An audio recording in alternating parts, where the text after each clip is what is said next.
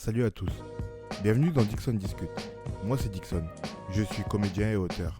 Mon métier, c'est de créer ou d'utiliser la création des autres et de la mettre en forme. Donc j'ai envie d'en discuter avec ceux qui font comme moi, qui inventent, qui matérialisent le monde autrement. On va essayer de comprendre ensemble les méthodes et tout ce qui se passe dans la tête d'un créatif. Et pour ça, il n'y a rien de mieux qu'une bonne discussion. Salut, ça va? Ça va et toi? Super, déjà présente-toi. Je m'appelle Emric, j'ai 27 ans et je suis bordelais et je fais la vie entre Bordeaux et Paris. Ok, qu'est-ce que tu fais? Alors je suis écrivain et je réalise aussi depuis peu. Donc du coup, de plus en plus je vais vers la réalisation de vidéos, mais principalement j'écris. T'écris quoi? Alors là, je viens de sortir un recueil de nouvelles, mais sinon j'écris un recueil de poèmes, pardon, mais sinon j'ai toujours écrit. Moi, j'ai l'habitude de dire que j'écris des fresques de l'âme.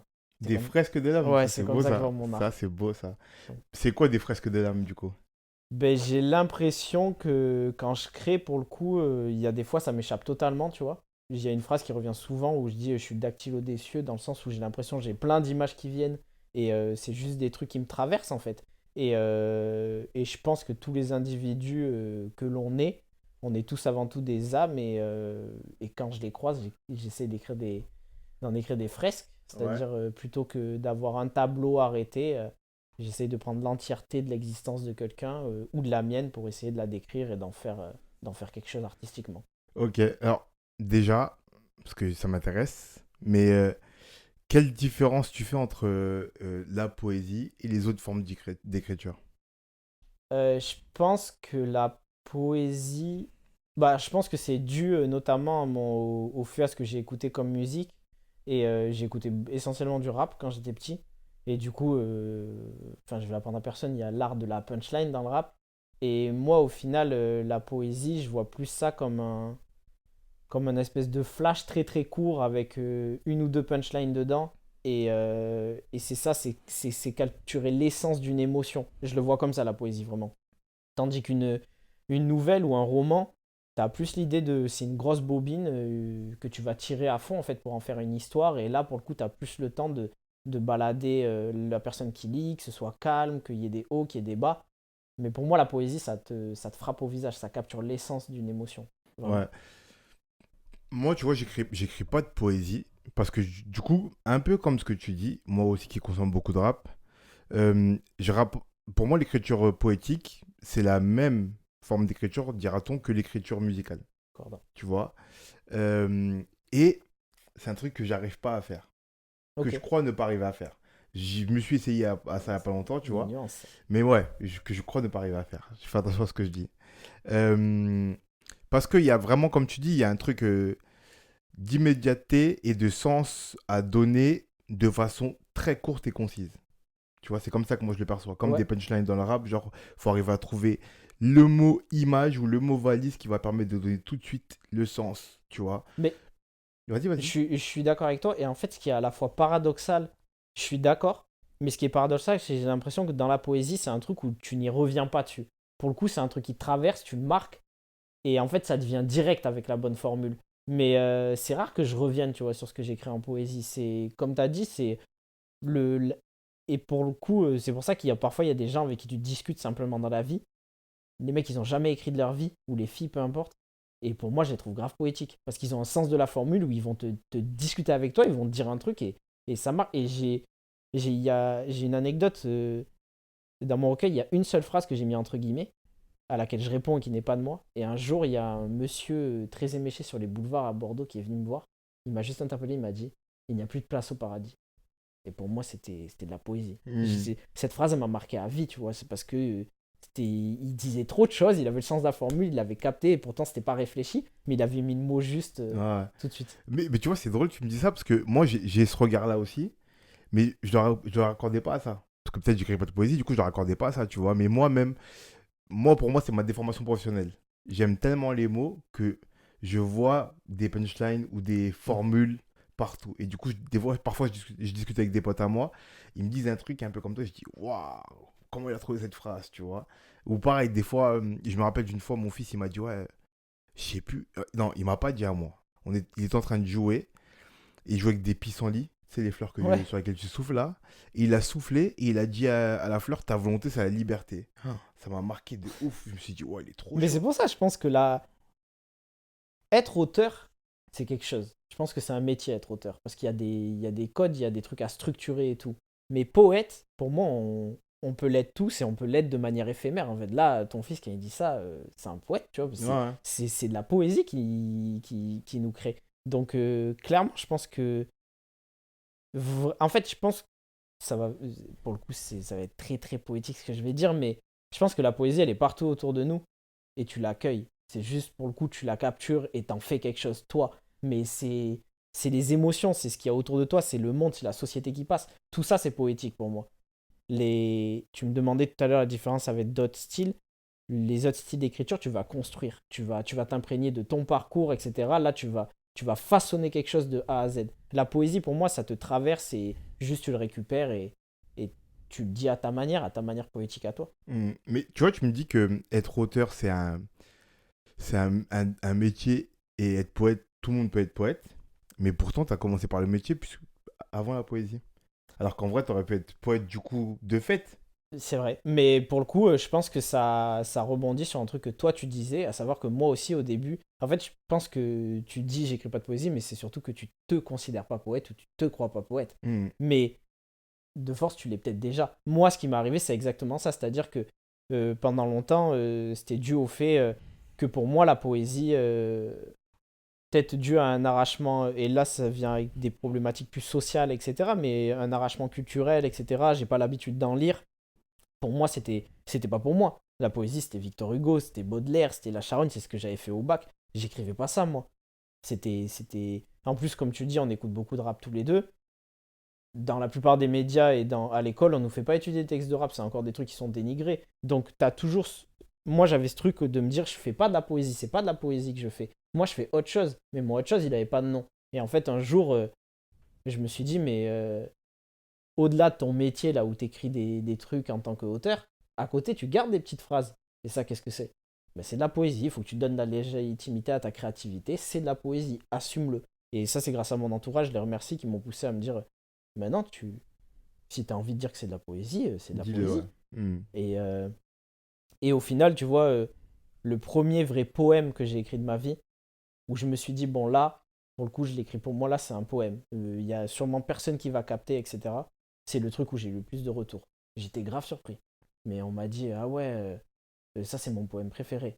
Et c'est là où j'ai compris qu'en fait, c'est une légitimité que tu as à te Que donner tu te aussi. donnes, ouais. Ouais, clairement. Et en plus, c'est drôle ce que tu dis parce que je me suis rendu compte, je me rends compte de plus en plus, en côtoyant différents artistes et auteurs, avec un grand A, je dirais, ou avec un S. Moi, j'aime bien dire ça. Je me considère comme auteur avec un S parce que j'écris plein de formes différentes et pas qu'une seule, tu Bien vois. sûr. Euh, que, en fait, les gens écrivent ce qu'ils ont envie d'écrire et nomment ça comme ils ont envie, tu vois. Et du coup, des fois, il y a des formes hybrides entre poésie et nouvelles. Il y a des formes qui sont faites que pour être dites. Du coup, des formes très orales, tu vois. Et du coup, ils trouvent des noms pour dire juste ce que je fais, c'est ça. Ben, je pense que en vrai de vrai, c'est pour ça que moi, j'ai tout de suite appelé ça fresque de l'âme. Parce que moi, mon rapport à l'écriture, j'ai commencé à écrire tard. Et quand j'ai commencé à créer, j'ai tout de suite commencé par des choses orales. C'est-à-dire que j'allais dans des scènes ouvertes et il n'y avait que des chanteurs autour de moi, des rappeurs, etc. Et moi, je venais, je disais, ouais, je peux lire un texte. Et c'était ça. J'appelais pas ça de la poésie encore. Hmm. Mais j'ai commencé comme ça. Et au final, comme tu dis, ça prend différentes formes en fait. Mais ça reste ton art. Tu peux appeler ça comme tu veux. Et c'est vrai que par moment, moi, on a voulu tout de suite me ranger dans des cases, me dire ah, mais ce que tu fais, c'est du slam. Et j'avais écouté du slam déjà dans ma vie. Et je considérais pas forcément Enfin, moi, j'avais pas envie de revendiquer ça comme du slam. À la rigueur, là, aujourd'hui, je préfère revendiquer que je lis ma poésie. Mais pas comme du slam. Et c'est vrai que il y a plein de cases où on essaie de te rattacher des mots. En vrai de vrai, je pense que le plus important, c'est que tu te sens libre dans ce que tu fais. Et puis toi, si tu as envie de le revendiquer d'une manière, tu le revendiques d'une manière et puis basta, tu vois. Hmm. T'as commencé quand, du coup? J'ai commencé là, ça doit faire, j'ai 27 ans, ça doit faire 6 ans. 6 ans. Et avant ça, t'avais rien fait de créatif?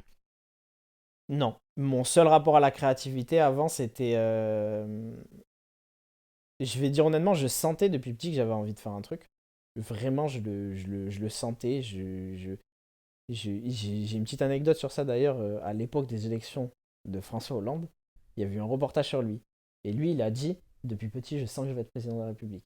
Donc les gens ont dit, ouais, mais qu'est-ce qu'il nous raconte et tout. Et moi, je t'assure que depuis petit, sans le côté mégalomane ou quoi, je sentais que j'avais quelque chose à faire, que j'avais un truc et tout. On m'avait toujours dit, oui, t'as beaucoup d'imagination, mais rien. Et là, encore une fois, les problématiques de arrachement à la culture où tu te sens pas assez légitime en fait pour créer des choses. En tout cas, moi, j'ai ressenti ça, venant d'un milieu populaire, etc. Et finalement, mon premier rapport à la créativité, il est quand j'arrive au lycée. En histoire, je travaillais bien. Et du coup, moi, comme pour moi, c'était hyper facile, l'histoire, c'était juste recracher une leçon. Et ça m'ennuyait. Le seul truc que j'avais trouvé, c'était qu'à chaque fois, je trouvais une accroche différente où je le racontais d'une certaine manière, ma dissertation. Et ma prof d'histoire, elle a pris le coup, elle aimait bien ça, j'avais de bonnes notes, et à chaque fois, elle me faisait lire ça devant la classe. Et ça a été mon premier rapport à la créativité, c'est elle qui m'a dit un véritable don pour l'écriture. Quand je suis sorti du lycée, de par certains trucs perso, je me suis réconcilié avec la créativité. Et c'est là où je me suis dit, ah mais en fait mon truc, c'est peut-être écrire en fait. Hmm. Et on m'a inscrit malgré moi à un concours d'écriture, je l'ai gagné. Et là, j'ai une logique sportive qui est rentrée dans ma tête. Je me suis dit, si t'es fort, tu vas au bout. Fais-le, ouais. Ouais, Vas-y à fais-le. fond. Et c'est là où j'ai commencé vraiment à écrire. Mais avant, franchement, rien du tout. Ouais, je vois. On a beaucoup de similitudes parce que moi, j'ai commencé à écrire plus jeune que toi. Ok. Moi, mes premiers souvenirs d'écriture, c'est CM1, je crois. CM1. Mais comme toi, j'étais un passionné d'histoire. Déjà, Ah ouais? ouais, en primaire, je voulais être archéologue quand j'étais petit. Du coup, j'étais fan d'Égypte antique et de Grèce antique quand Ah, ça j'étais tout aussi, petit, moi, tu vois. franchement. Et, euh, et du coup, je sais pas si c'est à cause de ça, en y pensant, mais en primaire, je m'étais fait un. Je déchirais des petits carrés de papier, mais vraiment genre grands comme ça, tu vois. Et j'écrivais des petites histoires. Et je suis trop dégoûté, j'ai perdu ça. Ah ouais, ça J'aurais aurait trop été aimé le trop retrouver, ouf tu que vois. tu. Ouais, que Mais tu... genre, ça avait duré, je pense. Mais t'écrivais des histoires en rapport avec l'histoire qui te En fait, passionnait? j'écrivais une histoire, je me rappelle ça, c'était en CM1. C'est mon plus lointain souvenir. Parce que je pose toujours la question, mais moi, j'ai jamais répondu. Et c'est mon plus lointain souvenir d'écriture. Je devais avoir, ouais, 9 ou 10 ans. Et j'étais en CM1 et j'écrivais une histoire qui avait duré peut-être, j'ai dû l'écrire sur 4-5 mois de l'année, facile, tu vois. Ok. Et à chaque fois, peut-être 3-4 fois par semaine, j'écrivais mes petits carrés. Tac, tac. Et dès que je remplissais mon carré, c'était le bout de l'histoire. Et j'accumulais ça, tu vois. Et il n'y a pas très longtemps, j'ai écrit un aphorisme qui relie les deux choses, où je disais, tu vas penser que c'est de la poésie du coup, parce que j'aime bien écrire des aphorismes aussi, tu vois. Mais c'est marrant, je connais quelqu'un qui, comme toi, dit toujours j'écris des aphorismes, mais elle me dit jamais qu'elle écrit de la poésie. Ouais. Alors que. Bah parce que c'est juste une phrase, c'est pas suivi. Mais elle me dit pareil que toi. Elle me dit, Ouais. moi, c'est pas de la poésie, c'est juste ça. Et je sais écrire que comme ça. Ouais. Je dis, ouais, Moi, j'écris mais. pas que ça, tu vois, mais Ouais, je les sais. aphorismes, j'aime bien. Je sais pas, des petits bouts qui me viennent comme ça, des trucs qui me percutent, tac, j'écris, je pose ça là, tu vois. Et une fois, j'ai écrit de tête, parce que j'ai aucun souvenir par cœur, je suis très nul à ça. Ah, moi, dès que j'écris un truc, j'oublie aussi. J'ai écrit, j'ai été absent des grands moments de l'histoire. Pour pallier à ça, j'écris des histoires, Ah ben, tu vois. Et je pense que c'est mon rapport au fait que j'aime l'histoire. ça vient de là. Ouais, je pense que ça vient de là Mais aussi. depuis le CM1, toi, à partir de là, t'as toujours écrit. Non, non, non. T'as eu une coupure? J'ai une grosse coupure. J'ai fait CM1, CM2 un petit peu. Collège, j'ai lâché. Ok. Jusqu'à. Je me suis remis à écrire il y a 5 ans. Et tu sais les raisons pour lesquelles t'as lâché, toi? La vie, tu vois. Déjà, un peu comme toi, euh, pas arrachage à la culture, mais pas milieu socioculturel vraiment profond, tu vois. Genre, chez moi, j'avais une bibliothèque mais avec des livres, le Quid. Enfin, les jeunes, ils ne vont pas comprendre ces livres-là, mais c'est des livres qu'on avait dans nos bibliothèques. Il y avait les dictionnaires, le Quid, c'était genre Ah oui. d'almanach, avec toutes les anecdotes, je sais pas, il y a plein de trucs dedans, des réponses, Ouais, tu vois. je vois. Alors, de Wikipédia en livre, Ouais, pour ouais. les plus jeunes, genre, tu J'en vois. avais un comme ça s'appelait Dokeo. Voilà, et il y avait que des livres comme ça chez moi, tu vois, où les trucs à savoir sur telle région, enfin, tu vois, des trucs pas très littéraires, tu vois. Il y avait peut-être un livre ou deux littéraires, mais je calculais pas. Il y a toujours, c'est- dans les milieux un peu modestes intellectuellement, dira-t-on, il y a toujours des bibliothèques, un peu comme je te dis là, avec Mais au qui sont milieu là un pour. Baudelaire Ouais. et un Hugo, tu sais pas pourquoi il est là, mais il est là, tu Moi, vois. ouais, je me souviens. J'avais ça chez moi aussi. J'avais pas mal de. Il y avait des BD. Et je me souviens aussi que ma mère, par contre, elle a voulu essayer de nous mettre à lire. Et sauf qu'elle m'a dit, tu choisis le livre que tu veux. Mais quand t'es petit, le livre que tu choisis, c'est pas forcément, tu sais pas, tu te choisis par rapport à la Ouais. couverture, donc c'est pas forcément le truc qui va te relier, qui va te plonger de passion pour ça et qui va pousser à développer ta créativité, alors que t'en as grave malgré Hmm. toi. Mais ouais, Mais ouais, du coup, j'ai lâché. Et après, le collège et tout, l'adolescence, tu vois. Et en fait, quand je me suis posé la question de ce que j'aime vraiment, c'est le premier truc qui m'est venu. Et du coup, je suis reparti vers ça. l'écriture. Ouais, ça m'est venu en corrélation avec l'envie d'écrire du théâtre. Parce que par hasard, je suis tombé sur un film qui était l'adaptation d'une pièce de théâtre. Et je me suis dit, ouais, c'est ça le théâtre, je vais écrire ça. Et en même temps, je me suis posé la question de ce que j'ai envie de faire vraiment et ce que j'aime vraiment. L'écriture est venue en premier et bim, ça m'a remis sur les rails. Mais très longtemps après, peut-être, je sais pas, 15 ans après, facile. C'est marrant, moi je sais pas quelle question où je me suis. En fait, je sais même pas si je me suis posé une question avant de me mettre à écrire. Mais en vrai de vrai, si le jour où je me remets à écrire, je m'en souviendrai toujours, c'est j'étais assistant pour un enfant autiste et du coup, de fait, ils ont des grosses facilités dans certaines matières et un jour il avait fini son travail plus tôt, donc lui il écrivait un truc, il s'amusait et moi je suis tombé sur un concours et je l'ai fait juste pour m'amuser. Et après, je t'ai dit, on m'y inscrit malgré moi, je l'ai gagné. Mais c'est vrai que une fois que cette machine s'est lancée et que je me suis interrogé sur pourquoi j'écrivais, et ben après, c'était tellement naturel qu'en vrai, c'est comme s'il n'y avait pas vraiment de réponse à la question. Hmm. J'écrivais parce que, là encore, il y a peu, j'étais à un rendez-vous, on m'a dit, mais vous écrivez parce que ça vous fait du bien, en fait, c'est pour vous. Et je sais même pas si j'ai ce rapport-là, tellement c'est naturel. Vraiment, je te dis, je marche dans la rue, parfois je m'arrête ou je roule en voiture, et je me gare, il y a une phrase qui me Hmm. traverse la tête. Et après, moi, je pense que dans la créativité, quand on est artiste, on a tous un peu un côté égoïste, on le fait pour nous, Ouais. mais parce qu'on aime aussi créer de la sensation chez les autres. C'est Hmm. aussi ça qui nous habite, je pense. Mais Enfin, moi, je m'en cache pas. alors, franchement, ce truc-là, c'est peut-être. Et en fait, ça fait très peu de temps là que j'en parle beaucoup parce que les gens m'en parlent dans le podcast. Ce rapport égoïste ou mégalo des Moi, pour moi, il est créatifs. indéniable. Mais c'est obligé parce que il y a ce truc de. Déjà, j'écris un peu parce que je me fais kiffer, du coup égoïste, et en même temps, je me fais kiffer et c'est sûr que ça va vous plaire. Du coup, Mais forcément mégalo, tu vois. Mais c'est ça, mais moi, il y a pas longtemps, j'ai eu le débat avec quelqu'un, ça m'a rendu ouf. Vraiment, genre, pour moi, c'était. Tu peux pas. En fait, la personne me disait, non, mais moi, j'écris pour les autres. Je dis, mais dans ta formulation, il y a la réponse que c'est mégalo, en fait. C'est de partir. Si t'écris vraiment pour toi, tu l'écris pour toi, je connais des gens, ils gardent ça, Il ça garde ça, sortira on est jamais. d'accord. C'est dans ton petit cahier, tu le mets dans ton placard et puis basta. On est d'accord. Mais si déjà, tu as le principe de dire j'écris pour les autres, pour leur proposer, mais tu leur proposes, c'est une démarche mégalomane.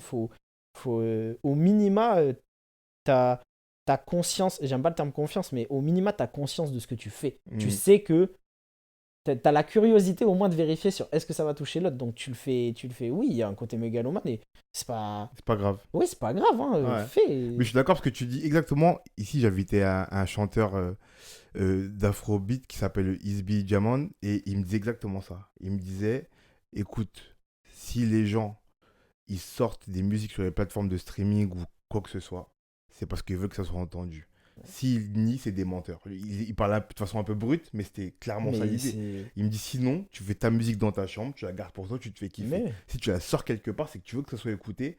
Donc forcément, il y a un côté un peu mégalo, égocentrique, tu vois. Déjà, moi, je pense que ça fait partie de l'être humain. De base, on est des êtres sociaux, on se croise tout le temps, donc évidemment qu'on fait des choses vis-à-vis des autres et pour les autres, premièrement. Et deuxièmement, je sais pas, tout le prouve, comme tu as dit. L'art, pour moi, c'est indissociable d'un côté égoïste et mégalo. Et bien entendu, le but, c'est pas tomber dans des excès. Mais moi, mon artiste préféré, c'est Dali. Lui, il a aucun souci avec ça. Salvador Dali qui était un plasticien, on va dire, parce que Ouais. peintre, sculpteur, Il est, réalisateur de films. et lui, il a aucun souci. Tu fais tous ses musées, etc. Quand il y a des phrases de lui, des citations, il dit, moi, je suis le meilleur. Ouais. Pour moi, c'était un rappeur déjà, ce mec. Ouais. Dans l'ego trip et tout, il est le meilleur, il fait ça bien, et il le montre. Pour lui, il rend service au monde. Mais quand si t'estimes, moi, je m'en cache pas. Il y a une de mes phrases préférées dans le recueil, je dis, j'écris toutes les larmes que je n'ai pas pleurées en espérant que ça devienne des armes pour les apeurer. Mais bien sûr que j'ambitionne ça. Si ça me touche quand quelqu'un vient me dire, je viens pas me passer en paternaliste, sauveur, à dire que tu lis mon livre et ça va mieux. Et sinon, j'aurais fait des développements personnels et des trucs comme ça. C'est pas ça que je dis. Mais moi, il y a des artistes qui m'ont aidé dans ma vie. Et c'est sûr qu'ils m'ont aidé parce qu'à un moment donné, ils se sont dit, ça peut aider quelqu'un. Parce que c'est ça l'ambivalence, c'est que c'est à la fois mégalo, mais t'as à la fois l'humilité de dire, hé, ce que je vis, ça arrive pas qu'à moi, ça arrive aussi à quelqu'un d'autre. Donc si ça arrive aussi à quelqu'un d'autre, autant le partager parce que tout le monde n'a pas la personnalité de le partager. Donc ouais, c'est un forme de mégalomanie altruiste. Exactement. Tu vois, l'oxymore, elle est belle. Ouais, c'est ça. Elle est magnifique. Et en plus, parenthèse, on en parlait un peu en off juste avant. Tu vois ce qu'on t'a dit sur ah, mais t'écris, ça te fait du bien. Tu vois, cette psychologisation-là, c'est ça que je refuse. Ouais, mais. Tu vois ce dont je te parlais avant. Ouais, je comprends totalement. C'est ça que je refuse parce que des fois, il n'y a pas de réponse. Juste, c'est comme ça. Mais je vais te dire, moi, au-delà de ça, déjà, quand les gens me disent ça, je dis, c'est pas trop une réponse. Je les esquive cette question parce que je sais pas y répondre, à vrai dire. Je ne saurais pas te dire. Aujourd'hui, oui, j'aurais du mal à imaginer ma vie sans l'écriture. Mais parce que j'ai pris un train, parce qu'il y en a d'autres, ils ont du mal à imaginer leur vie sans boire, sans faire du sport, etc. Tu vois. Est-ce que c'est une question d'habitude? Est-ce que c'est une question de vital? Je sais pas. Parce que tu peux très bien arrêter le sport et tu vis. J'arriverai à vivre. Il y a des périodes de ma vie où j'écris pas. Mais par contre, le côté, comme tu as dit, on veut faire de la psychologie et tout. Moi, au-delà de ça, il y a parfois où je suis gêné parce que j'ai un peu le syndrome de l'imposteur. Parce que j'ai pas réellement l'impression de contrôler ce que je fais. Hein. La phrase où je dis je suis dactylo des cieux, elle est mégalomaniaque pour le coup. Mais c'est vrai, c'est surtout dans le sens, moi je reçois des images, je marche dans la rue, j'y réfléchis pas d'imaginer une métaphore ou une allégorie de la sorte. Je l'écris, c'est tout. Donc ce serait même un peu triché de dire oui c'est vital, je le fais parce que j'en ai besoin, parce qu'en vrai je le contrôle pas, je le fais parce que c'est là. Ouais, je vois ce que tu veux dire.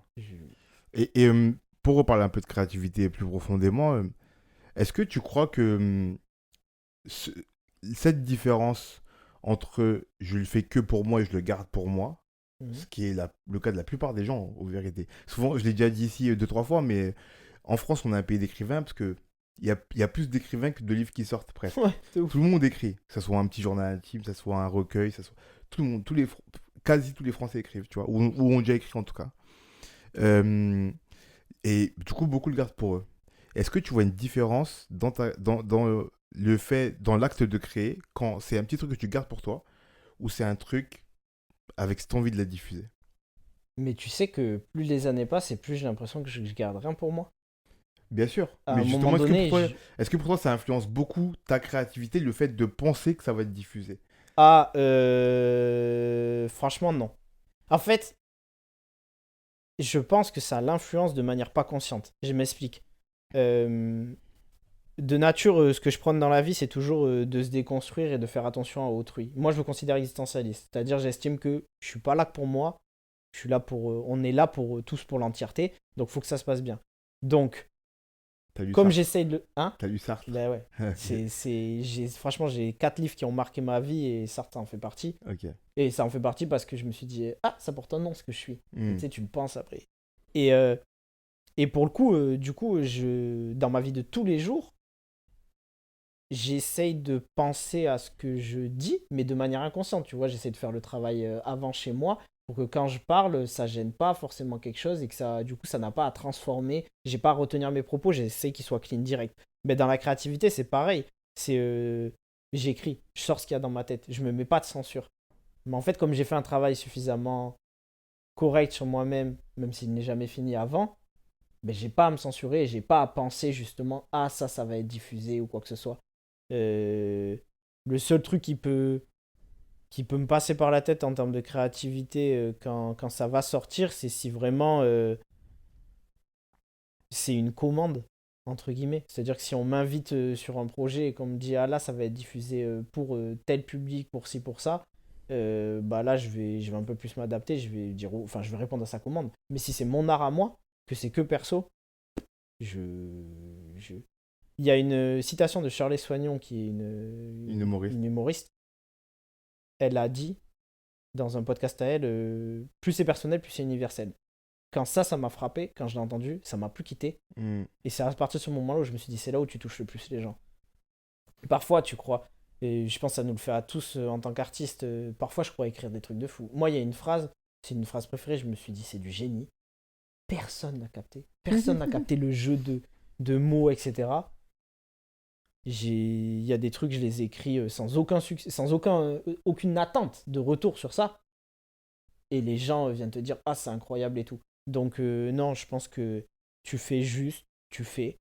En tout cas, moi, dans mon cas, je pense pas. Mais je me demande, t'as déjà croisé des artistes qui t'ont dit que ça changeait, ça?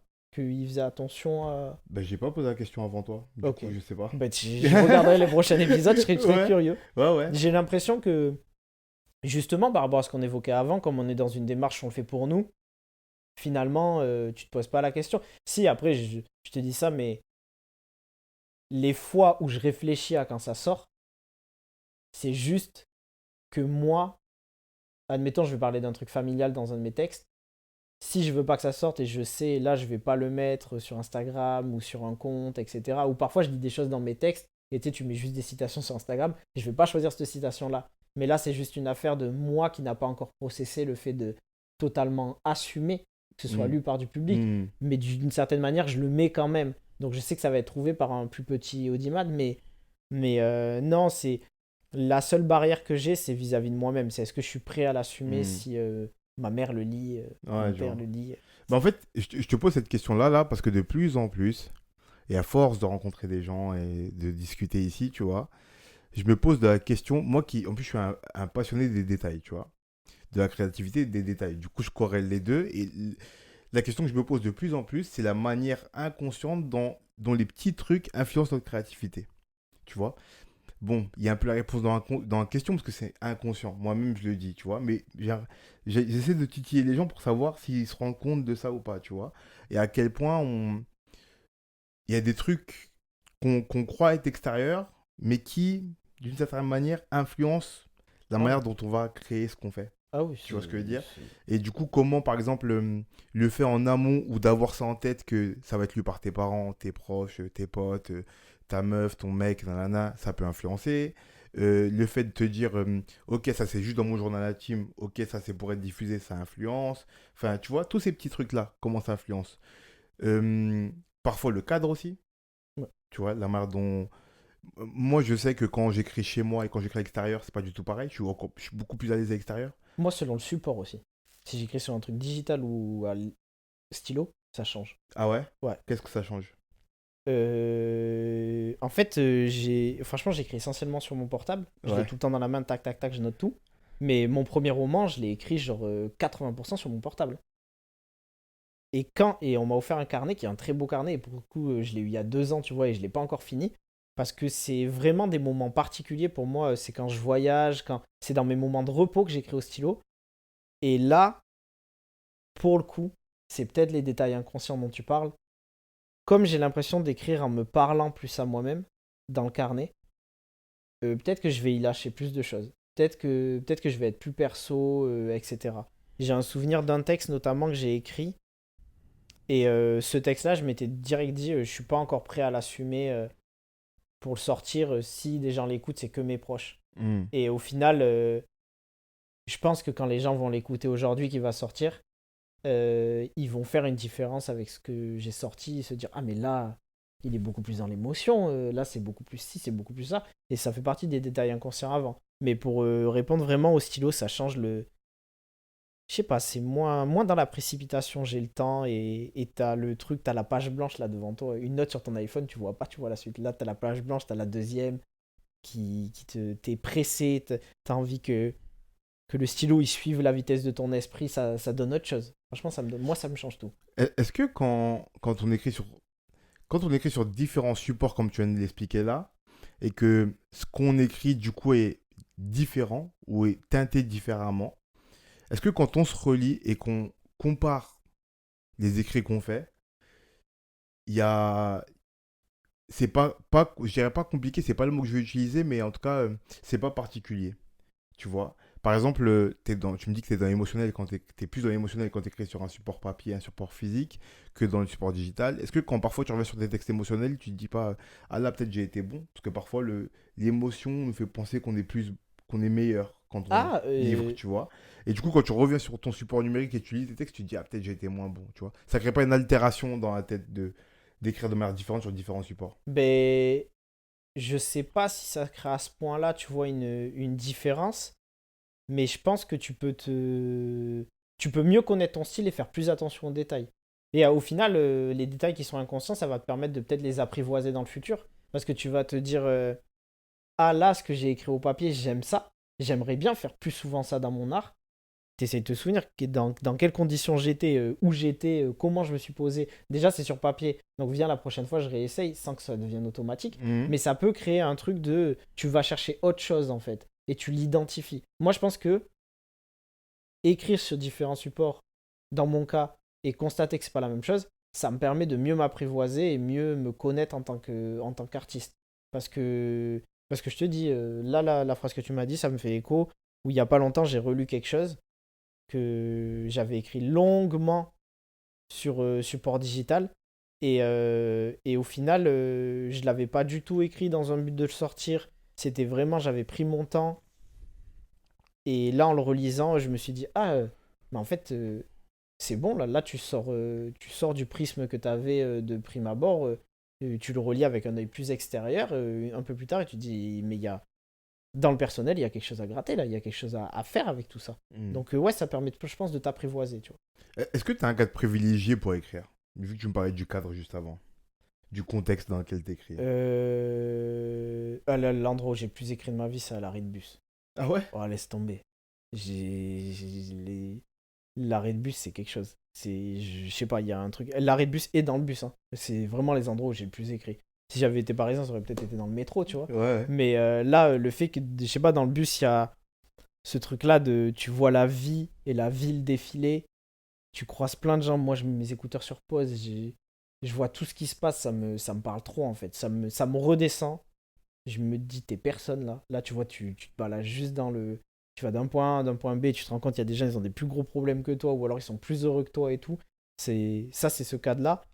Mais après, par contre, j'ai énormément de mal à m'imposer un cadre, à me dire, ce soir, t'écris 2 chapitres. Ça, je sais pas faire. Mhm. Quand je le fais, tu sais, le moment. Moi, j'écris par bloc.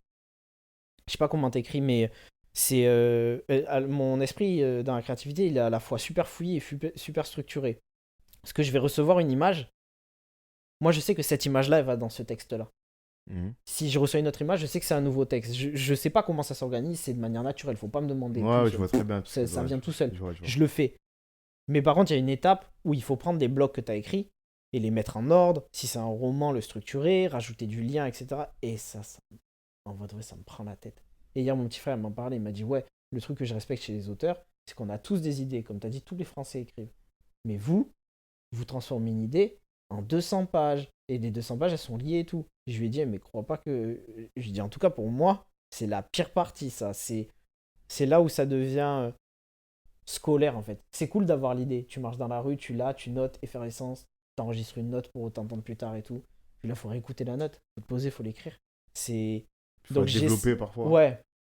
Donc, j'essaye de pas me. En fait, mon cadre, c'est qu'il y en ait le moins possible. C'est que c'est vraiment ça. J'essaye de faire ça. Mais ouais, j'ai du mal à me dire là, ça c'est mon moment écriture. Quel poids ça a de cette difficulté de lier les blocs entre eux? Est-ce que c'est vraiment lourd? Est-ce que c'est laborieux? Je pose souvent cette question parce que parfois, je sais que pour certains auteurs euh, ou pour certains créatifs de façon générale, l'étape de mise à plat, je dirais, tu vois, ça peut être laborieux, À tu moi, vois, ça l'est. à se mettre à l'écriture, à... Je pose souvent la question de est-ce que c'est douloureux ou pas de créer? Et quand j'entends douloureux dans les deux sens, douloureux physiquement et mentalement, non, douloureux physiquement, genre vraiment, c'est dur à la tâche, tu vois, ou douloureux mentalement, parce que ce que t'écris, ça te fait écho et ça fait mal, tu vois. Mais là, là c'est vraiment la première option que je te pose comme question. Est-ce que c'est douloureux physiquement de te mettre à l'ouvrage quand t'as plusieurs idées que tu dois les lier, faire un long texte et tout? Bah, physiquement, je serais tenté de te dire non, parce que pour le coup, pour reprendre ce qu'on disait, existentialisme tout à l'heure, je pense toujours à, vas-y, il y a des gens qui sont à l'usine, ils Ouais, parlent premier et tout, évidemment, donc évidemment. je peux pas me dire que c'est douloureux, mais j'ai la flemme, je te le dis. Quand il faut lier les blocs, là, j'ai la flemme. Et pourtant, l'idée, je la trouve géniale, Mhm. mais ça me demande un truc. En plus, moi, je travaille que par longue ligne droite. Je fais une nuit entière, nuit blanche, je fais mon bloc et après, il faut me laisser tranquille. Donc, avant de démarrer le moteur, là, de le chauffer, etc., et de le lancer dans cette ligne droite, ouais, ça me demande vraiment quelque chose, tu vois. Mhm. Après, je pense que ça part du psychologique, mais, mais sinon, en fait, c'est que j'arrête pas d'avoir des idées pendant que je dois lier les blocs. Et du coup, ça me fait perdre du temps. Parce que Mhm. je note une autre idée, etc. Donc, physiquement, ça me demande un effort. Mais de là, est-ce que je le ressens? Non, par contre, pour le côté émotif, ouais, plus. Parce que je pensais que ça me l'avait jamais fait. Et je l'ai connu là récemment, où je me suis rendu compte que me repencher sur certains textes, ah là, c'était trop. Je peux pas. Je le mets en off pendant 4 mois, je reviendrai sur cette idée plus tard, tu vois. Mais là, Trop dans quel sens? dans le sens où mentalement, je ne pouvais pas. Je pouvais pas, ça évoquait. Moi, j'ai l'impression que quand j'écris, je sais pas si ça te fait ça, mais moi, vraiment, ma créativité, j'ai l'impression j'arrive à stocker des sentiments dans des boîtes et je les rouvre juste au moment d'écrire.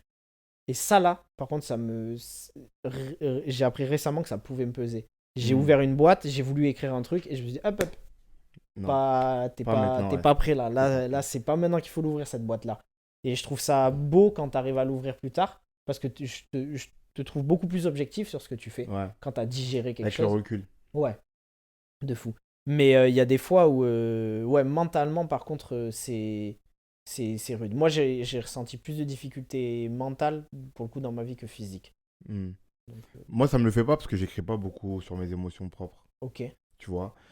Comme tout artiste, j'en distille un peu par-ci par-là, tu vois, mais jamais de façon frontale. J'écris pas trop sur moi. ok. Je suis un observateur des détails et de la vie. Du coup, j'écris sur ça. Et parfois, ça m'inspire. Parfois, j'instille un peu de moi. Je dissémine un peu de moi par-ci par-là, tu vois, forcément. Mais pas de façon frontale et de façon directe. Mais tu sais que ça, j'admire trop les gens comme toi qui arrivent à écrire comme ça. Parce que, eh ben, ce matin, en venant, j'ai croisé un pote réalisateur à moi dans les transports en commun que j'avais pas croisé depuis un an, c'était improbable. Et je lui disais là ce que je vais te dire, à savoir, tu vois, en fait, j'avais jamais capté, mais c'est-à-dire que c'était même pas dans mon esprit qu'il y avait des gens qui écrivaient comme ça, à savoir qui distillaient des détails d'eux dans des personnages, dans des détails. Mm, Pour moi, l'écriture, comme je l'ai commencé pour le coup égoïstement et pour moi, mm. je devais dire la vérité. C'est-à-dire que parfois j'écris c'est des personnages, mes histoires. Mais les personnages changent les prénoms, changent le physique, etc. Mais c'est des vraies personnes auxquelles je pense. Et pour moi, je dois pas lui coller à ce personnage-là, si elle n'était pas vraiment comme ça dans la vraie vie, je dois pas lui coller un trait qui lui correspond pas. Pour moi, j'avais un devoir de vérité. Et là, il y a 3 mois maintenant, j'ai repris une idée de court-métrage qui datait d'il y a 7 ans, que je n'arrivais pas à continuer, pourtant je la trouvais bien. J'ai réussi à le finir à l'écrire parce que pour la première fois de ma vie, je me suis dit, comme toi, tu vas distiller dans des détails, dans différents personnages, des Mm. parties de toi. Mais en vrai, tu vas aborder un thème pardon, qui est propre à tout le monde, à savoir le fait de se confier à quelqu'un, c'est ça le sujet. Mais comme le thème il est à côté à tout le monde, juste distille des Mm. trucs et distille des trucs de d'autres personnes de ton entourage que tu as entendu. Et ça, j'admire trop les gens comme toi qui Mm. arrivent à le faire depuis, tu vois. Moi, je le fais. En plus, moi, je le fais jamais dans une œuvre. C'est genre. C'est comme si quand j'écris un personnage ou une histoire, ou par exemple, j'écris beaucoup de textes courts, tu vois, Ok. sur des sujets que j'aime bien, tu vois. Mais vraiment des trucs. Parce que j'aime bien vraiment les détails de la vie, moi, ça me passionne. J'ai écrit sur les repas, sur l'avion, tu vois, sur l'alcool alors que je bois pas, tu vois. Mais ça me passionne. Et du coup, à chaque fois que j'écris un truc, euh, il y a une petite part de moi qui a une réflexion sur ce truc que je distille, et tout le reste, c'est juste l'observation du monde. Tu vois, par exemple, j'ai écrit sur la mort, j'écris un truc sur la mort, et ce que j'écris sur la mort, un texte d'une page, il y a peut-être 10% de ce que je pense. Tout le reste, c'est de l'observation que j'ai fait. Donc toi, tu te places toujours en tant qu'observateur. Toujours. Et tu mets de Mais c'est côté... naturel, hein. C'est naturel, tu Ouais, vois. ouais. Et après, forcément, il y a, au dé- comme ça devient, comme tu as dit, ça devient comme ça, tu vois.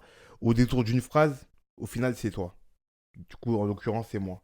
Tu vois. Du coup, au détail d'une phrase ou deux sur mon texte sur la mort, par exemple, il y a ma pensée à moi sur comment vivre la mort. Tu vois, vivre le deuil, pardon. Euh, mais sinon, tout le reste, à la base, l'idée, c'est l'observation. Ok. Et mon idée, enfin, le récit de l'observation que j'ai fait de ce sujet-là. Sur les repas, pareil. Tu vois, c'est très balourd, les repas, tu vois. Mais au final, ça reste quand même toi, dans le sens où c'est ta manière d'observer à toi. Peut-être qu'il y aurait quelqu'un qui C'est ma aurait manière observé d'observer, d'une manière différente. bien sûr, alors forcément. Et en même temps, j'essaye d'être. C'est compliqué de dire ça et de le faire en soi. Mais j'essaie d'être universel. Ok. Tu vois, ça veut dire que par exemple, pour reprendre ce texte-là, parce qu'il est très parlant pour moi, c'est un de mes textes préférés, tu vois. Quand j'écris sur le deuil, euh, j'ai observé autour de moi les différentes manières des gens de prendre ce truc. Ah, je capte. En fait, Et j'essaie de le raconter. est-ce que tu cherches chez plein de personnes différentes les petits détails pour, avec ces détails, faire le truc commun Mais en fait, qui... je cherche pas. C'est Ok. pas une volonté propre. C'est j'observe un truc et ça me fait tilt et je m'arrête et je me dis, il y a un truc là. Ok. Tu vois, il y a un truc. Après, des fois, c'est un truc qui va lier tout le monde. Et euh, par là, je prends un autre exemple. Tu vois, j'ai écrit un texte sur l'alcool, alors que Mhm. je bois pas. Tu vois, mais j'observe chez mes amis qui boivent, mais boivent, c'est pas être alcoolique, mais boivent, Oh, tu vois. oui. Et l'observation de base, elle est partie du fait que qui il soit, dans un moment d'égarement, il boit, ils boivent le verre de trop. Ok. C'est ce verre où tu sais que c'est le verre de trop, mais tu le bois. Je suis parti de ça. Et j'observe mes potes. Et tous ont différentes manières de réagir face à ce verre de trop. Tous ont différentes raisons de boire ce verre de trop. Tu vois, et tous ont différentes excuses de justifier ce verre de trop. Tu vois. Et après, du coup, je suis parti de cette observation-là. J'ai observé tous ces comportements et toutes ces idées par rapport à ce truc-là. Et j'en ai écrit un texte où j'ai mis tout dedans. Tu vois. Ok. Et au détour de ça, moi j'ai bu, mais il y a longtemps. Il y a une phrase Oui, où je parle de moi il y a longtemps. Mais ça, Mais... c'est après que je le vois. Tu vois, c'est sur le coup, ça vient comme ça, tu vois. Ok, d'accord. Mais c'est après que je le Tu le vois. constates après. Mais je le constate après. Et au final, je sais que dans tous mes textes, il y a une phrase ou deux, c'est moi, en Ok. frontal. Mais ça se voit tellement, parce que c'est une phrase parmi Ouais, c'est ouf. 100 phrases, tu vois. Du coup, ça se voit Mais pas. tu vois, ce que tu me dis là, ça me permet de conscientiser que dans ma créativité, ça me permet de conscientiser un truc, c'est que c'est vrai que moi, finalement, j'ai toujours plus cherché, j'ai jamais trop cherché à parler à la masse d'un coup, en fait. J'ai toujours plus cherché en créant à aller toucher la personne individuellement. Mhm. Quitte à ce qu'elle ait une lecture différente de l'autre personne qui est à côté d'elle. Mais je prends l'exemple, si j'étais sur une scène et que j'aimerais pas faire rire la salle dans son ensemble, tu vois. Mhm. J'aimerais, si je cherche un rire, je vais plutôt chercher le rire particulier, ce que ça lui évoque à lui, Mhm. truc. Et c'est vrai que moi, ça me parle, je suis pareil que toi sur ça, sur les détails. Genre, il y a plein de mes textes, à part sur des petits détails pour le coup, que j'ai observé dans le bus, des trucs comme ça. Mais par contre, dès que j'ai observé ce détail, je switch. Faut que je fasse un truc émotionnel. Et là, je Mhm. plonge dans l'émotion. Et Mhm. je vais me dire, qu'est-ce qu'avec ce détail-là universel, je peux évoquer de très singulier Mhm. chez chaque personne, tu vois. Mhm. Et, Je vais te rassurer tout de suite. C'est que ce truc que tu cherches là, il est automatique. Parce que même moi, avec toute mon idée de écrire pour tous et pour tout le monde, ça marche pas. Parce que forcément, les gens ont différentes lectures. Tu vois. En plus, moi, j'écris pas de façon très émotionnelle, j'écris de façon très imagée. ouais, Moi, mon but, c'est l'image. Des fois, ça a alambiqué, forcément, je suis un auteur. Du coup, il y a des images que je comprends que moi. Il y a des formulations que je comprends que moi, qui sont imagées pour moi. Déjà, ça joue. ouais, bah oui. Tu vois, même si j'ai une idée d'observer le monde et d'écrire pour tout le monde, euh, je peux écrire une image, décrire une image qu'il y a que moi ou un mec qui va capter. Ouais, bah oui. Du coup, déjà, de fait, ça se fait. Euh, ensuite, comment dire, tu peux pas savoir ce qu'il y a dans la tête des gens. Du coup, Clairement. savoir comment ils vont le recevoir. Du coup, tu peux avoir l'idée d'être universel au possible. Il se peut que tu ne Ok. le sois pas du tout au final. Et que tu sois Yes. tout le contraire. Et finalement, moi, parfois, je suis le contraire en vrai de vrai. Dans mon idée d'universalité, tout dépend du sujet en vrai. Il y a des Ouais, sujets c'est où ça ça. marche bien, il y a des sujets où ça marche beaucoup moins, et je suis pas universel et des gens vont capter, d'autres vont moins capter, tu Mais c'est vois. pour ça qu'on en revient à la phrase de Charlet où, au final, ouais, je pense plus t'es personnel. En fait, je pense que finalement, on a tous cette volonté d'être personnel. Donc, au final, c'est en étant plus personnel que t'es universel parce qu'on l'est tous quelque part, tu Hmm. vois. Et ça, je suis archi d'accord avec ça. C'est le truc qui m'habite le plus. C'est que, comme t'as dit, pour moi, au final, t'as plus de chances de. Enfin, tu vas toujours récupérer quelqu'un, en fait, avec ce que t'écris. Si t'es humble, tu le sais, tu as vu le nombre de personnes qu'on est. Même si la personne elle a besoin de passer par Google Traduction et être traduit, c'est Hmm. possible que ça lui parle. Et t'as dit, et c'est ça qui est beau avec les images parfois, où pareil que toi, genre, j'ai des images qui me parlent de fou. Je me dis, mais ça, il faut que j'en parle. Et alors que c'est un truc très personnel, et parfois, voilà. Il y a deux personnes qui le captent, mais les deux personnes, au moins, elles ont le même ressenti que toi, c'est rassurant. Hmm. Et parfois, c'est beaucoup plus où il y en a qui l'interprètent. Faut savoir. Mais aussi, est-ce que le fait, là je te parle, je reviens à toi sur le fait d'écrire émotionnellement parlant. Mhm. Comment on gère, je dirais pas trouver, je vais dire gérer son style quand la seule, enfin, que le prisme comprend, c'est le prisme de l'émotionnel. On pourrait juste écrire de façon émotionnelle et raconter ses sentiments simplement, tu vois. Comment on gère un style, comment on invente un style avec ce truc? Bah, ça, c'est une bête de question parce que déjà, moi en tout cas, c'est comme ça que je l'apprends ta question. Moi, c'est mon plus gros piège. Parce qu'en vrai de vrai, j'aimerais écrire d'autres choses. J'aimerais, tu vois, tenter d'écrire en laissant un peu m'éloigner un peu des émotions et tenter d'écrire d'autres choses, etc. Et, euh, et donc, du coup, faut apprendre à le gérer en fait. Faut savoir que ça se gère. Il faut déjà se poser la question que tu m'as posée là. Il faut avoir le recul de se dire attention, là j'ai un style particulier, ok, je l'ai identifié. Maintenant ça se gère, est-ce que je peux pas faire quelque chose et tout. Euh, Si j'ai bien compris ta question, je pense que tu le. C'est pour ça peut-être que ça me paraît. J'ai l'impression de ne pas maîtriser ce que je fais parce que comme tu as dit, c'est des émotions et que ça vient naturellement et que je fais que les écrire. Donc du coup, pour le gérer, je reste quand même. Bah, je garde principalement en tête de faire ce qui me plaît. Moi, si je trouve pas ça chaud, je le dis, bah là, ça va paraître mégalomane, mais moi, l'auteur que je lis le plus, c'est moi. Quand je veux m'endormir le soir, je relis mes textes. C'est parce que j'aime ce que je fais.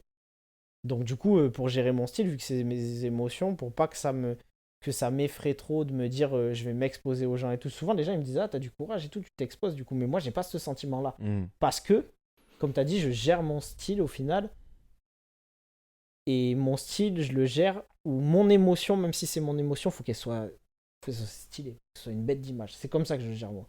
Faut que je le rende. Moi, je cherche que les gens qui fassent ah ouais, ah, Hmm.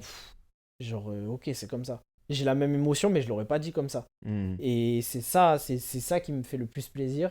Et c'est comme ça que je garde le cap. Parce que sinon, comme tu as dit, je pourrais juste écrire ah, j'ai pleuré aujourd'hui et tout. Et parfois, c'est juste ça. Et Hmm. c'est très beau.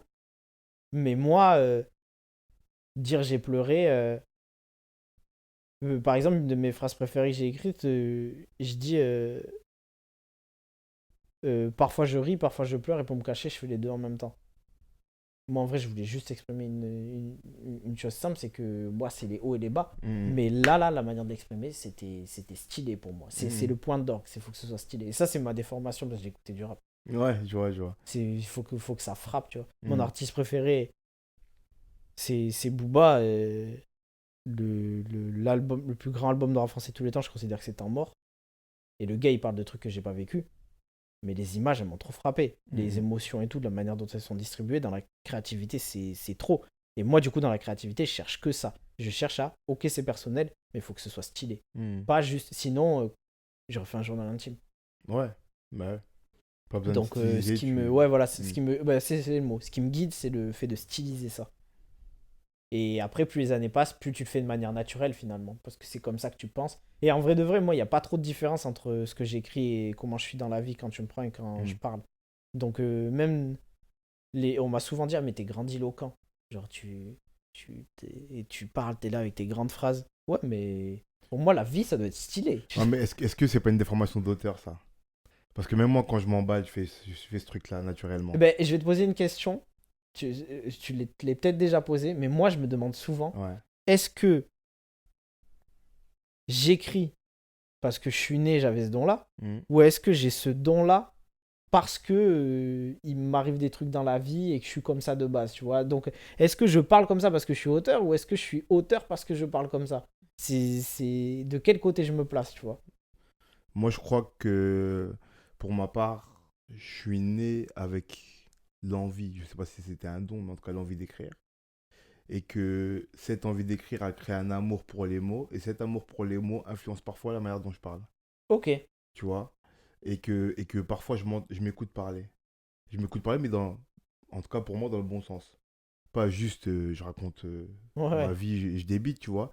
Juste, j'aime bien dire des. Alors que pour briser un secret ici, là, moi je parle pas très bien dans la vie. Dans le sens où, euh, avec mes amis, on parle beaucoup d'argot, on raccourcit beaucoup les mots. Dans la vie, j'ai pas ce ton-là. Je parle très ouais. vite. Euh, je raccourcis beaucoup les mots et tout, tu vois. Et parfois, je fais des temps d'arrêt. Je prends le temps et j'aime dire des belles phrases, utiliser des jolis mots. Je suis un passionné des mots. J'aime bien apprendre de nouveaux mots, les utiliser, tu vois. Mais pas juste pour me gargariser de ça, juste parce que j'aime ça, Ok, tu vois. Et je crois que ça, c'est mon amour de la littérature qui a fait naître ça chez moi. Je ok. pense que c'est ce truc-là, en fait. Du coup, j'aime aussi parler. Je parlais. Pas, c'est pas, pour moi, les deux sont naturels en soi, vu que Ouais, c'est ouais, vraiment ouais, un non, mais amour. ça, je suis. Les deux sont naturels, tu vois. Mais j'aime ce côté. Comme je te dis, des fois, j'écoute des potes à moi qui me parlent, mais simplement, je me dis, waouh, l'enflure, comment elle a trouvé cette formulation, Ouais, cette je vois. phrase-là, à ce moment-là, tu vois. Et, et du coup, parfois, je cherche ça. Tu sais, parfois, je fais des trucs hyper mégalo-égocentriques. Je parle avec des gens et je dis un truc naturellement, mais la phrase, elle m'auto-percute. Tu vois, et je dis, waouh, ce que je viens de dire, c'est hyper joli, il faut que je le note. Ah, mais Tu vois? ça. Mais moi, j'allais te dire. je- Du coup, après bilan, je pense que j'ai l'inverse, c'est-à-dire que j'écris parce que je suis comme ça de base, et souvent, ça m'arrive. Parfois, j'écris des. Et là, des personnes pourront en témoigner mon entourage, mais parfois, j'écris des messages. Je vais même te dire une bêtise. J'écris à Ingo. Vraiment, je suis sincère dans la déclaration que je lui fais. Mhm. Mais la vie de ma mère, c'est naturellement, ça sort tellement stylé. Il y a des trucs, je suis obligé de le remployer dans un texte. Ouais, ouais, Parce que ça sort naturellement, ouais, mais c'est comme ça. Et ça m'arrive souvent aussi. Genre, je ouais, parle avec des amis, et là, je me dis, ah, ou alors tu tiens, pour le coup, tu tiens un concept. ouais, T'as une métaphore qui est venue comme ça tout seul, et tu dis, ah, mais ça, ouais, peut-être je peux le tirer pour en faire, je sais pas, pièce de théâtre, autre chose ou quoi. ouais. Mais ouais, moi, c'est. Pour le coup, c'est plus l'autre sens. Il y a pas trop de différence. Et mais quand j'ai commencé à écrire, quand même, il y avait une remarque avec laquelle j'avais grave de mal, où parfois des gens me croisaient et me disaient, ah, mais c'est toi qui écris comme ça, en fait. Parce que c'est vrai que, pareil, tu vois, Verlan, Argot, je suis capable. Mhm. Voilà, je parle comme ça. Et moi, à contrario, je vais plus m'arrêter parfois dans la littérature de mieux écrire. Et ça va surprendre les gens. Parce que quand je parle, ils vont dire que ça s'entend pas Mhm. forcément. Alors qu'en vrai, je considère pas mal parler, tu vois. Mhm. Ouais, mais moi, c'est Surtout que pareil. tout est une richesse, selon moi, pour une Moi, c'est écriture. pareil, je parle très mal, mais en fait, moi, c'est le contraire. Alors, deux choses l'une. Premièrement, pour revenir sur la fin de ce que tu dis là, euh, moi, mes amis sont pas surpris de comment j'écris, parce qu'ils savent déjà que c'est mon métier. Comme je dis souvent, mais de façon pas négative, hein, c'est mon taf de bien écrire. Ouais, Tu vois? Du coup, ça surprend pas les gens. Et puis, il faut une corrélation, je sais pas, elle vient d'où, mais il faut une corrélation intelligence-culture, écriture. Ça veut dire que même si je parle pas comme ça dans la vie, vu que je suis quelqu'un qui me cultive et qui est plutôt pas très bête, ça ne surprend pas que je puisse écrire comme ça. ouais, je capte. Tu vois ce que je veux dire? Du coup, ils font le rapport vite fait.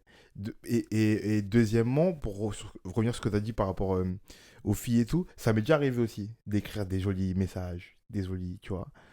Euh, Il y a un truc que je fais, je vais livrer un petit secret ici, là. Il y a un truc que je fais, c'est que quand je fais ça, je le garde parce que j'ai l'impression que je viens d'écrire une œuvre.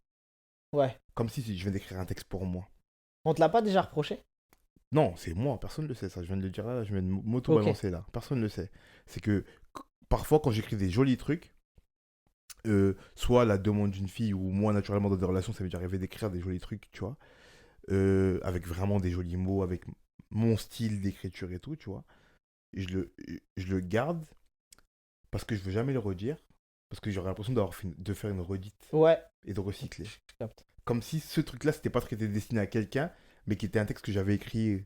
Ok. Tu vois ce que je veux Mais dire? du coup, parfois, t'écris des trucs, t'es sur le point d'envoyer et tu les gardes sans l'envoyer? Si, ça m'arrive de l'envoyer, mais j'ai déjà mis de côté des trucs que j'ai envoyés, Ouais, genre dans un dossier écrit, comme si c'était un texte, ouais, je capte. comme si c'était une Mais nouvelle. C'est mon dossier écrit. Et si dans un texte, contrairement à toi, si dans un texte, je réécris ce que j'ai écrit, par exemple, pour une fille il y a 10 ans, ben, je vais pas l'écrire, parce que j'aurai l'impression de refaire une redite. eh ben, tu vois, je fonctionne pas pareil, mais je me retrouve grave dans ce que tu dis. Il y a pas longtemps, j'ai sorti un mini court-métrage qui s'appelle Certified Lover Boy. Et je dis tout le sens, j'assume, genre, sur ça, je suis grave sensible, j'ai mis du temps, mais maintenant je l'assume et tout. Et dedans, je dis, ouais, c'est vrai que. Parce que moi, on peut me le reprocher, comme j'écris, comme je parle dans la vie, on peut me dire, ouais, mais là, en gros, tu m'allumes, là, Hmm, tu m'écris, tu sais, je suis un test pour toi, tu m'écris un truc, c'est facile pour toi. hmm, Alors qu'en vrai, non, c'est vraiment, je marche comme ça. Et dans Certified Lover Boy, je dis, ouais, du coup, à chaque fois, parce que j'ai cette volonté-là de ne pas faire de redite aussi, et même par respect par la personne, hmm, hmm. je m'efforce de trouver de nouvelles métaphores. Alors oui, je m'efforce de. C'est même pas je m'efforce, c'est naturel, C'est mais naturel.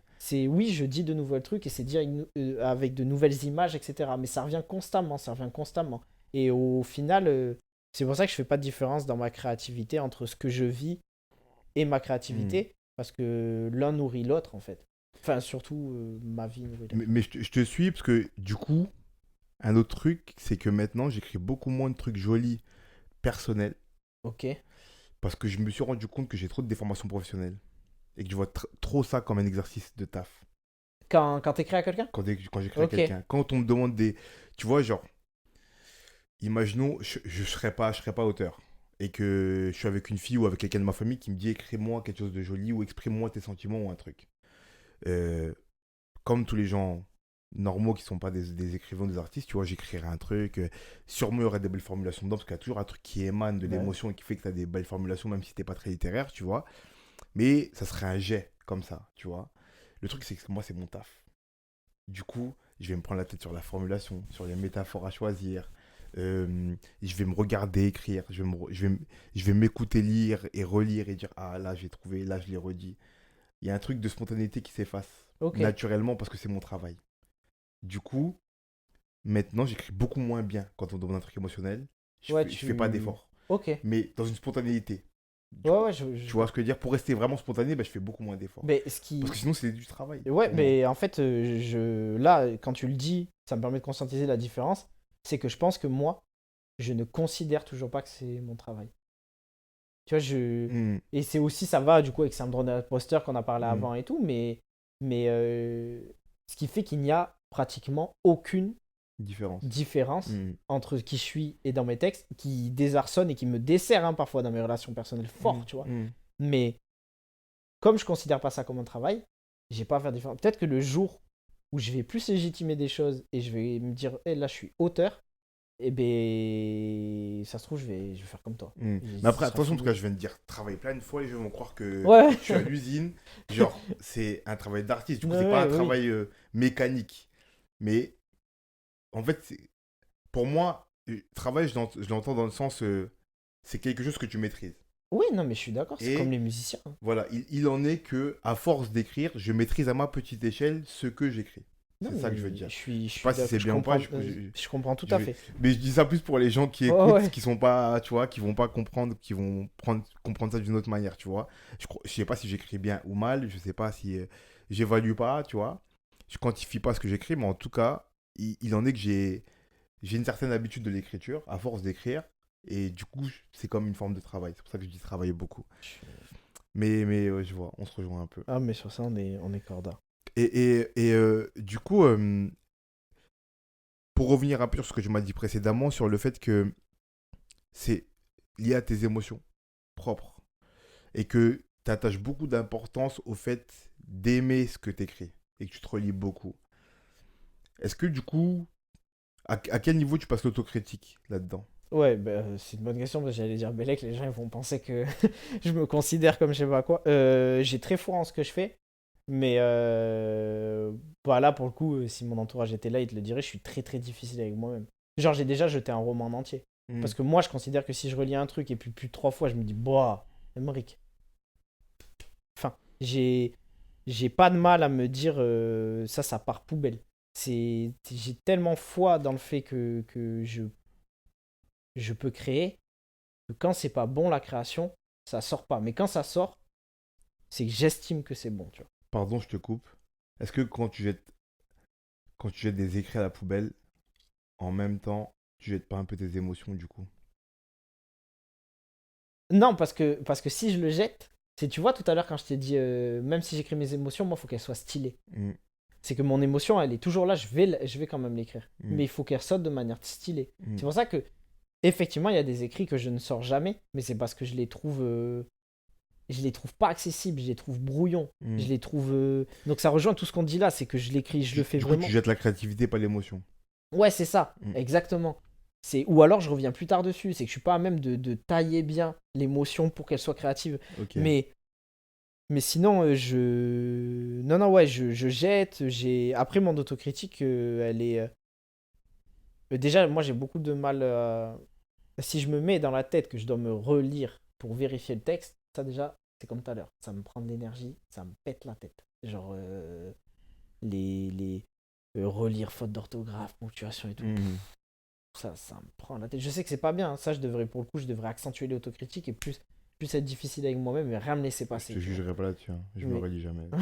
tu vois, Alors, je pense que c'est parce que les gens minimisent l'énergie que ça prend de créer avant Hmm, et hmm, que c'est pas pour rien que les grands auteurs qui sont signés en maison d'édition, c'est des gens derrière eux qui relisent et qui hmm, travaillent étroitement, mais on relit hmm, pour eux. Mais ouais, l'autocritique, je la mets. En fait, je la mets dans le fait que quand je fais quelque chose, moi, je le fais aussi pour titiller les autres gens que je trouve forts. Admettons, je lis ton texte sur le deuil. Moi, la semaine d'après, j'ai un truc sur la mort qui me vient aussi. Déjà, il faut que ça soit stylé pour moi. Mais si pour moi, je m'apprête à le sortir et qu'il y a une différence béante et que tu m'as mis. Tu vois, je considérais ça comme un feat et tu m'as mis une claque là-dessus, je vais me dire, saisis-toi, t'es calcul. Enfin, hmm. Ouais, t'es je genre. vois. Et j'avoue que sur ça, j'arrive grave avec une démarche sportive. Ouais. C'est Et l'ego avec toi-même en fait. ah ouais, elle est là, mon autocritique, c'est que c'est de l'ego, parce que je sais ce que je suis capable de donner, donc du coup, fais pas n'importe quoi. Et puis, plus t'écris, plus t'as habitué les gens à un certain standing. Hmm, Tu peux pas les décevoir, ça peut hmm, aller que crescendo, je le vois que comme ça. hmm. Le but, c'est d'être, ouais, c'est d'être fort. Je demande pas, je me fixe pas non plus le fait d'être exceptionnel. Si, en vrai de vrai, c'est ça que j'espère l'être à chaque fois, exceptionnel, que ça touche quelqu'un à chaque fois. Mais au minimum, je vais prendre une comparaison avec le foot, mais au minimum, je vais être Busquets au Barça, tu vois. Toujours des bons matchs. Hmm, Même s'il n'y a pas d'éclair de génie ou quoi, toujours des bons matchs. ok. C'est ça. Mais après, ouais, c'est important. C'est important en fait, de respecter son art, je pense. Hmm. C'est juste ça. On va finir là-dessus. C'est très beau. Bah écoute, Du coup, on va conclure. Et pour conclure, je pose toujours trois petites questions. vas-y. La première, c'est cite-moi ton objet créatif favori. Ah, c'est grave intéressant ça. Ouais, c'est un banc. J'adore. Moi, dès que je suis posé sur un banc, t'es sûr que je crée. C'est le banc. Genre, ça me permet c'est un banc. Ok, un bon. Ouais. La deuxième, c'est cite-moi une œuvre inspirante pour toi. Là, Dali, hein. Je pense tout ce qu'il a fait. C'est trop. Dali, dans son ensemble, son œuvre, ça m'inspire beaucoup trop. Là, je te parlais de challenger et d'y aller, et c'est le cas. Dali, quand tu crois avoir tout découvert et que c'est un artiste que loufoque et tout, tu te prends une claque, tu découvres juste un tableau d'une jeune femme qui est de dos. Moi, c'est son tableau qui m'a le plus marqué. Tu reconnais même pas son style. C'est son œuvre à Dali, c'est incroyable. Ok, Salvador Dali, du coup. Ouais, clairement. Ok. Et la dernière, c'est un conseil pour quelqu'un qui veut se mettre à créer. Écoute pas les gens. fonce. Parce que si tu te dis que tu veux commencer à créer, ça veut dire qu'il y a une part de toi qui est déjà prête en fait. Et qui a la volonté de le montrer. Donc montre-leur, vas-y. Parce que si tu t'arrêtes, je prends toujours le même exemple. Hemingway, il écrit grave avec des répétitions. Qui sont des litotes, maintenant on appelle ça une figure de style. Au début, on a dû grave lui dire, hey, tu fais trop de répétitions. Il a continué, au final, il a c'est un des auteurs les plus connus de notre monde. Donc, si tu te donnes pas ta légitimité toi-même, personne te la donnera. Sois sévère avec toi-même, fais ton autocritique, sors pas n'importe quoi, mais donne-toi de la légitimité. Fais les choses par toi-même, écoute personne. Si ça te fait du bien, ça fera forcément du bien à quelqu'un à un moment donné, si c'est bienveillant. Je résumerai ça à sois exigeant avec toi, mais écoute-toi. Exactement, c'est ça, t'as tout dit. Ok, ben merci. Ben, merci à toi de m'avoir accueilli. Je vais mettre dans la description le lien vers ton Instagram pour qu'on puisse commander ton nouveau recueil qui vient de sortir. Eh ben, merci. Et likez, abonnez-vous, partagez. On va te suivre. Ben, écoutez, suivez-le aussi. Longue aventure à toi. Merci à toi aussi. Merci. À la prochaine. À la prochaine.